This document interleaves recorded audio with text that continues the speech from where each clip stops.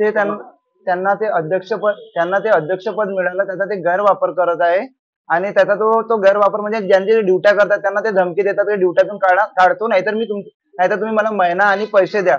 वर्षाचे पैसे वेगळे घेतात आणि महिना वेगळा घेतात. करोनापासून त्यांचं ते चालवलेलं आहे. त्यावेळी माझ्याकडं पुरावे नसले तर ते आता पुरावे आहे म्हणून मी सामोर आलो. कोण पदाचा गैरवापर? अशोक शामरावजी गबने. कधीपासून हे तुमच्याकडनं पैसे? करोना काळपासून सर. किती पैसे त्यांनी मागितलेले आहेत आतापर्यंत? म्हणजे माझ्याकडून वेगवेगळ्या जणांपासून वेगवेगळे घेतात. कोणाकडून 1.5 लाख, कोणाकडून 1 लाख आणि सगळ्याकडून 5-5 हजार रुपये तरी मागितले. दिले. पण कशासाठी मागितले? नोकरीत ठेवतो नाही तर मी काढतो. त्यांच्याकडे एवढा पॉवर आहे का त्यांच्या हाताखाली आहे नोकरी ठेवणं काढणं.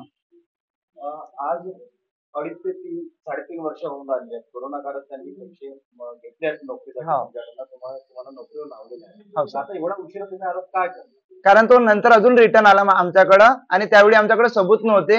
आता आमच्याकडे सबूत आहे आणि त्याच्यानंतर आम्ही तेव्हा त्यांना सांगितलं सर तुम्ही अजून घेतलेले आता अजून रिटर्न आले, आता आमच्याकडून होणार नाही. त्याच्यानंतर त्यांना आम्हाला ड्युटीची काळजी, त्यामुळे आम्ही थोडे थोडे सबूत जुळत होतो.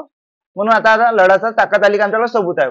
कुठले पुरावे आहेत? आमच्याकडे रेकॉर्डिंग आहे. अजून आमच्याकडे हे काय म्हणतात त्याला, जे पैसे घेताना राहते त्याला गवा पण आहे सर. तुम्ही बोलताना असं बोललात की तुम्ही त्यांच्या विरोधामध्ये तक्रार नोंदवली त्यामुळे त्यांचं अध्यक्षपद केलेलं आहे. हा तुमचा अंतर्गत वाद तर नाही आहे की ज्यामुळे तुम्ही त्यांच्या विरोधामध्ये हल्ली आता आरोप करताय? नाही सर, माझा अंतर्गत वाद असूच नाही शकत. कारण त्या राहिला असता तर तोच माझ्याकडे ड्युटीन काढू शकते. तो पैसाचा आहे सर, पैसे घेणं देणं, त्याचे माझ्याकडे सबूत आहे सर. अंतर्गत काय करणार? त्या माणूस तो करोडपती आहे, मी कुठं आहो? मी एक सिलेंडर वाटप करणार आहोत. तुम्ही बोललात की